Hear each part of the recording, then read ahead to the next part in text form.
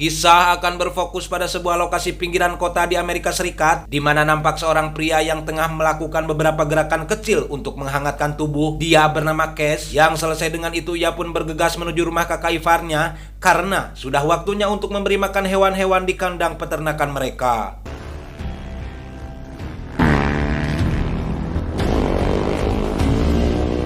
Gadis ini adalah keponakan Cash bernama Savannah, sedangkan si ipar sendiri terlihat masih dalam keadaan HS, yang diketahui bahwa semenjak istrinya atau kakak dari Cash meninggal beberapa bulan lalu akibat overdosis, hingga hari ini Vinny masih belum lepas dari kebiasaan buruknya seperti begadang dan mabuk-mabukan sampai ngalumuk.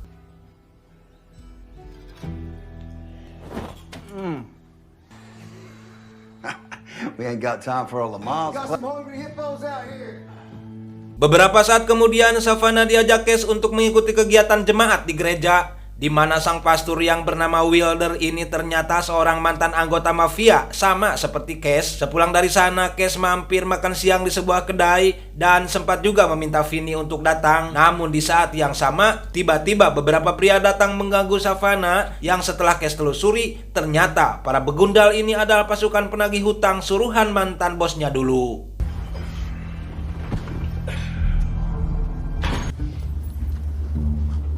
Thought he was just having a little bite to eat.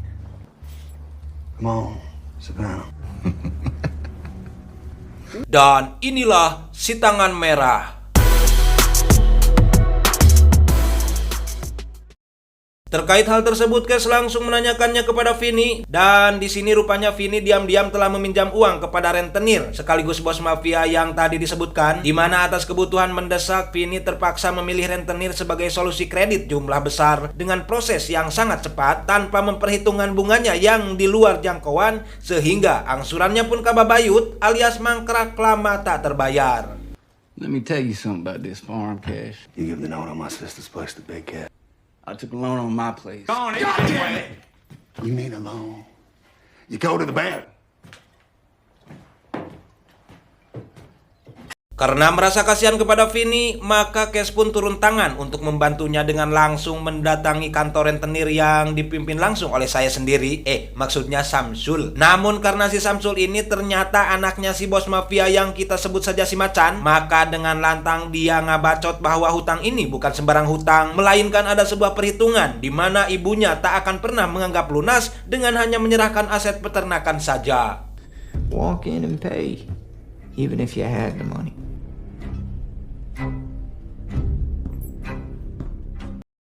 Beralih ke tempat lain, yakni tempat di mana si Macan bisa memproduksi barang haram dengan jumlah besar, sementara terlihat dua orang pecandu sedang menyusun rencana untuk menerobos tempat tersebut dan mencuri sebagian kecil dari hasil produksinya. Tapi tiba-tiba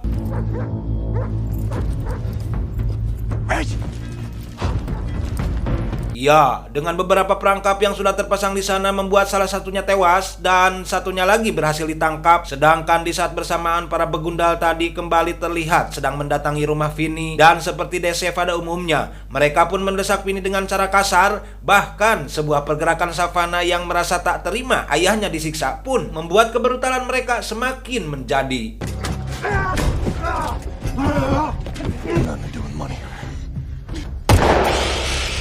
Cash yang terlambat datang langsung membawa Vinny ke dalam rumah dan menyuruh Savannah untuk merawatnya, sementara dia sendiri langsung bergegas menuju kantor kepolisian terdekat. Namun alih-alih cepat tanggap menangani kasusnya, petugas di sana justru menyarankan Cash supaya lebih dulu menyelesaikan permasalahan utangnya dengan Samsul. Figured I'd have you sitting in the cell. Well, that's something you sure as hell had a hand in, Cash. Just as bad as you do. If you did, could solve a lot of problems for both of us.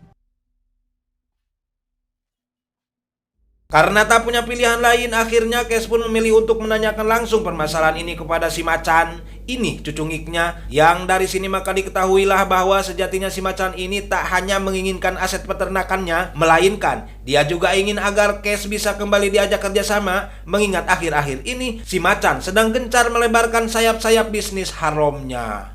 Cash. Having your men put their hands on a little girl. But the message was for you, Cash.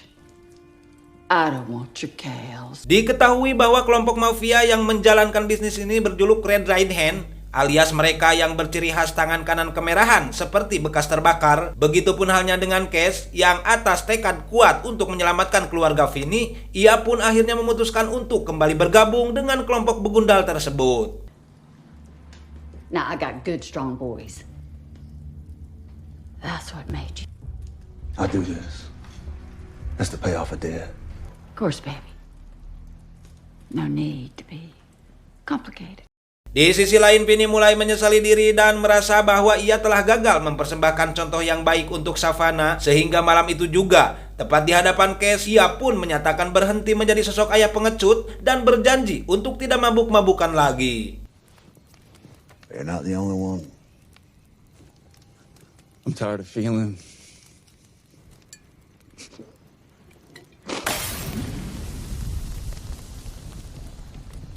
Sementara di tempat lain diperlihatkan nasib naas dari si pecandu tadi yang kini harus menanggung hukuman langsung dari tangan kejam si macan, sebelum akhirnya ia pun kembali dibebaskan guna menyelidiki siapa orang di balik misi yang kemarin dilakukannya. Hingga setelah ia bergabung lagi dengan kelompoknya, maka Cash yang sudah diberi tugas oleh si macan pun langsung mengeksekusi mereka. Ready, brother? Just one more. Here you go. There's a gun.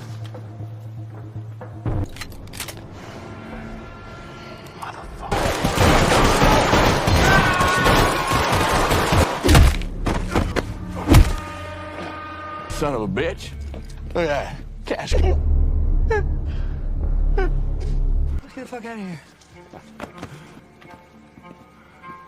Malam esoknya, Cash tak sengaja bertemu Wilder di sebuah bar yang mengingatkan keduanya saat sama-sama masih jadi anggota mafia dulu, sebelum akhirnya Cash sendiri memilih keluar karena kematian kakaknya. Seraya Wilder pun melakukan hal yang sama dan memilih banting setir menjadi seorang imam gereja sampai sekarang. Missed my own sister's funeral. Such a mess.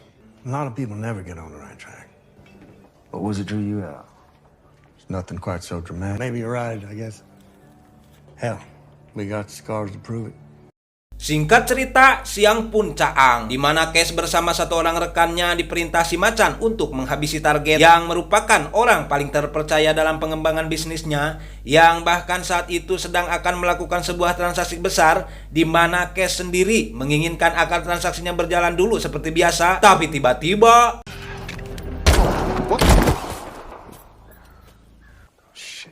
ya, si calon pembeli pun curiga jika sesuatu yang tak beres telah terjadi pada kliennya, sehingga mereka pun memilih untuk membatalkan transaksi. Namun karena bukan seperti itu skenarionya, maka Cash pun segera mengatasi mereka, dan inilah yang terjadi. Wait! You hear me, Wait?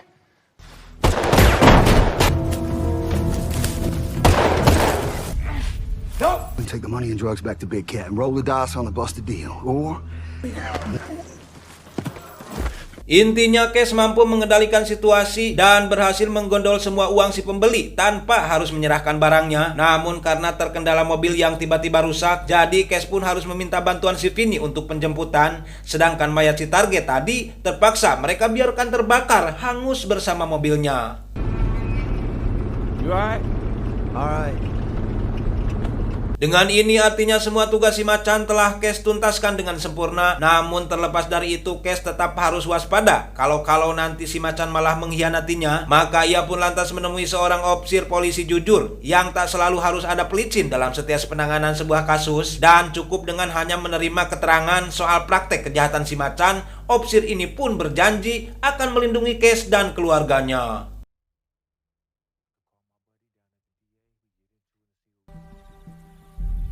Me too.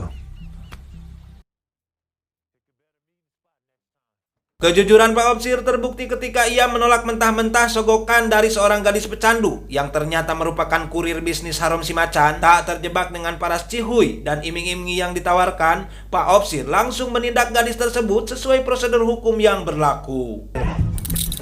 Now you get to think about what you just tried to do. Oh yeah, you got plenty of time to think about this. I got one of Big Cat's fucking. Malam harinya Cash menemukan beberapa pesan suara dari Pak Opsir yang tak sempat dibuka. di mana ia diminta segera mengirimkan denah lokasi pabrik barang haram si Macan untuk diselidiki. Namun belum pun sempat membalas pesan tersebut, Cash keburu dijemput dua begundal untuk menghadiri acara selamatan atas kesuksesan Samsul dalam mengembangkan bisnis perbankan sekaligus fasilitas mereka untuk melakukan pencucian uang.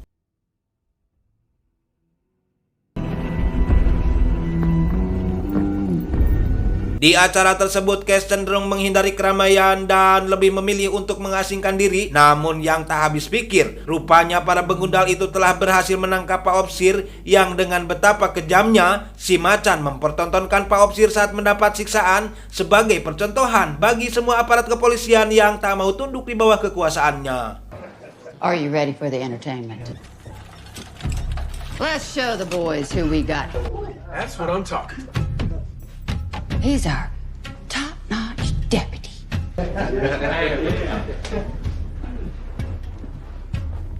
And they're telling me right now. Tak tahan dengan semua itu, Cash bahkan sempat menawarkan diri untuk membawa Pak Opsir ke hutan dan dia sendiri yang akan menghukumnya. Namun alih-alih menyetujui, si Macan justru semakin menggila sampai-sampai jasad mayat Pak Opsir ini pun dia lempar menjadi santapan anjing-anjing mereka. Just let me take him out of the woods. Y'all reached your limit. Take him out back. Feed him to my dogs. It don't matter what you think. Usut punya usut, si Macan sudah mengetahui semuanya perihal isi dari pesan suara tersebut. Jadi tak heran jika ketika Cash menagih realisasi atas perjanjian yang kemarin disepakati, si Macan malah menyiapkan sebuah rencana untuk menghabisinya termasuk Vinny dan Savannah.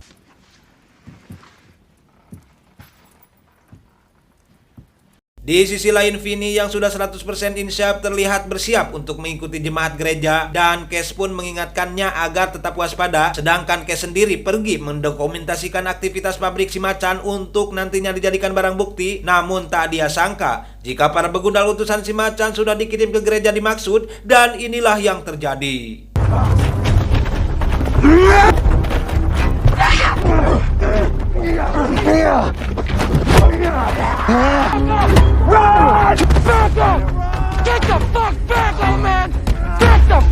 Beruntung Vinny sempat ditolong Wilder dan melarikannya ke rumah sakit. Namun akibat luka yang sangat parah hingga Vinny tak sempat mendapatkan perawatan serius dan akhirnya ia pun berpulang kepada Tuhan dalam keadaan husnul khotimah.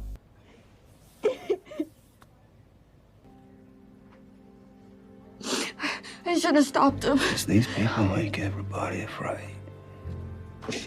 Situasi ini jelas menjadi sebuah pukulan dahsyat bagi Cash, di mana setelah kehilangan kakaknya beberapa tahun lalu, kini ia pun harus merelakan kepergian Vinny dikala Savannah masih sangat memerlukan keberadaan sosoknya. Dari situ, Cash meminta doa dan dukungan Wilder bahwasanya ia pada saat itu juga akan menuntut balas pada para pelaku penganiayaan tersebut. So I'm gonna do what feels right to my family while I go about this to kill these bastards. Amen.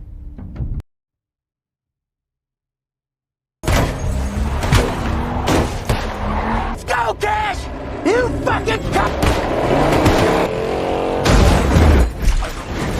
Setelah berhasil menghabisi kedua begundal tadi, Cash melarikan diri ke dalam hutan meskipun ia harus kembali untuk mengambil kunci mobil yang ketinggalan. Tapi rupanya di lokasi sudah kedatangan seri polisi atasan dari almarhum Pak Opsir yang mana ternyata dia lebih memilih menggadaikan jabatan dan wewenangnya untuk melindungi kejahatan mafia si tangan merah. Even left his damn kid. Keep this mess from getting out. Alhasil Savannah pun menjadi sasaran pencarian anak buah si Macan untuk dijadikan tawanan. Dan di sini Wilder tentu saja merahasiakan keberadaannya dari mereka. Bahkan sempat terjadi pengeroyokan terhadap Wilder sampai akhirnya Savannah pun keluar dari persembunyiannya dan memilih menyerahkan diri. Right here. Now leave him alone. I'm gonna make a straight trade. His life for the girls. Tak lama kemudian Cash pun datang dengan perasaan khawatir ketika mengetahui jika Savannah telah diculik. Namun menyerah bukanlah kata yang tepat dalam kamus hidup Cash, apalagi ketika Wilder bersedia mengelurkan bantuan untuknya, yang pada saat itu juga mereka pun bergegas untuk menangkap Samsul dan menjadikannya tawanan untuk bahan pertukaran. Most important decision of your life right now. Don't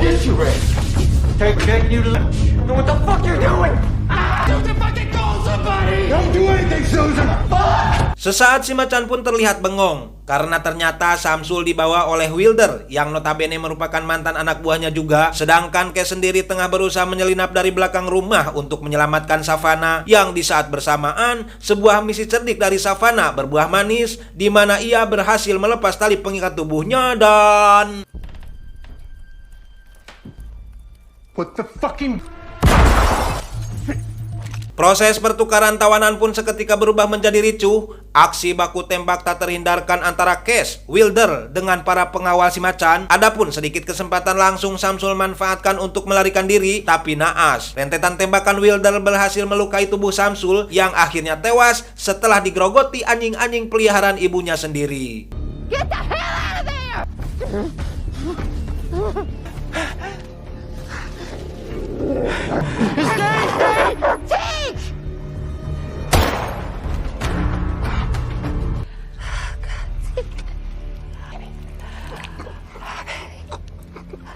Beralih ke dalam rumah, di mana aksi petak umpet yang dilakukan Savannah sangat-sangat menyulitkan pencarian satu lagi anak buah si Macan yang masih tersisa. Alih-alih berhasil, dia malah dipertemukan dengan Cash yang kemudian berhasil membunuhnya setelah melewati adegan berkelahi.